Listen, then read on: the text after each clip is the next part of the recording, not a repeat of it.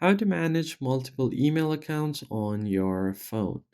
Hey guys, in this tutorial, I'm going to show you a quick and easy way to manage multiple email accounts on your phone. So let's just jump right in.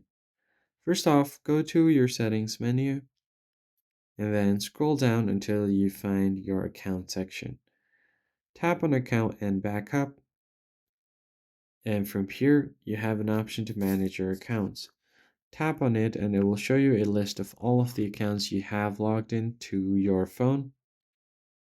As you can see here, there are a lot of accounts that you can manage. So just tap on any one of them and I'll show you how you can easily manage those accounts.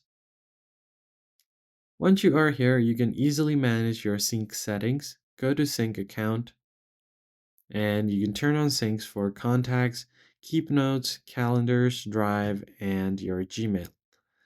Once you have turned on sync for all of these, you should be good to go. Now to manage your Google account, you can easily tap on Google account here and it's going to take you over to Google Account Manager. You can further manage your profile from here.